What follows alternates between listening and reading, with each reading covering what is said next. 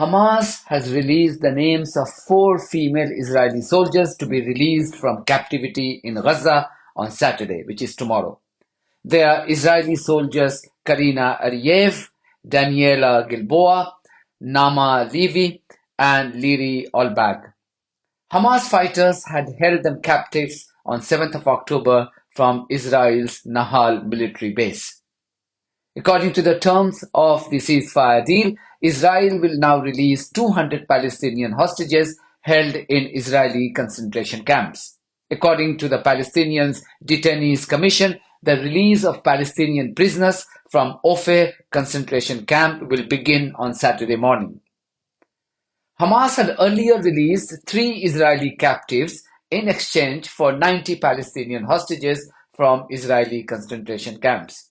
As expected, the news of Israel's release was cheered by UK Prime Minister Keir Starmer, who has refused to condemn Israel's genocidal campaign in Gaza up until now, even when Israelis are wreaking havoc in Jenin after completely flattening and destroying Gaza. Starmer, who also refused to impose a total ban on arms sale to Israel despite appeals from both politicians and members of the civil society, said this on the release of British Israeli citizen Emily Damari. Mr. Speaker, the whole House will also welcome the release of Emily Damari and other hostages from Gaza. We must now see the ceasefire deal implemented in full, the release of the remaining hostages, and a surge in aid into Gaza for citizens.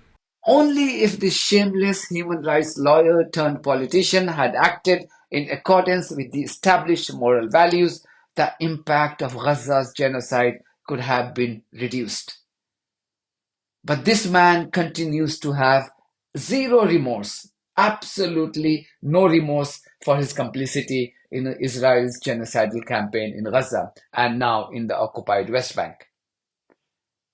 And when politicians running the country have become so morally depraved, what do you expect from the government-run propaganda outfit called the BBC? Can you really expect impartiality from them? No, you must be joking. This was BBC's TV headline on tomorrow's scheduled release of Israeli soldiers from the Hamas captivity in exchange for 200 Palestinians. They are no longer pretending to be an impartial news organization. Of course, it's been a very busy news week in the Middle East as well. And the President will be encouraged that the ceasefire, which he has taken for credit for, is holding, although he has said he's not confident that it will hold.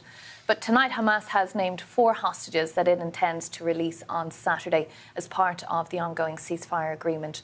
They're all female soldiers who were taken from the Nahal Oz military base on the 7th of October. Karina Ariev, Daniela Gilboa, Nama Levy and Liri Albag. And they were all freed in exchange for 180 Palestinian prisoners held in Israel. Yeah, if and when it happens, it is the second such exchange since the ceasefire came into effect last Sunday. Hamas is also expected to provide more information about the remaining 26 hostages who are due to be released over the next 5 weeks, although it's unclear at this point whether that information will include names or just the number of living or dead hostages that they are still holding. Clip. Even though all 4 of them are members of the Israeli terrorist outfit, the IDF, they are hostages for the BBC. No prisoners of war. And if the BBC TV used this terminology for Israeli soldiers, how can BBC's Middle East editor Rafi Berg be left behind? A news online copy by Rafi Berg read, quote, Hamas names Israeli hostages set to be released, end quote. Before I discuss the questionable credentials of this BBC representative, Rafi Berg, let's see a bit more of his journalistic fraud here. This is what he writes in the same news copy, quote, the ceasefire halted the war which began when Hamas attacked Israel on 7th of October 2023. About 1,200 people were killed and 251 taken back to Gaza as hostages. He writes with so much conviction here, as if he was personally there counting each body. But then he writes this in the next paragraph, quote, More than 47,200 Palestinians, the majority civilians, have been killed in Israel's offensive, Gaza's Hamas-run health ministry says. End quote.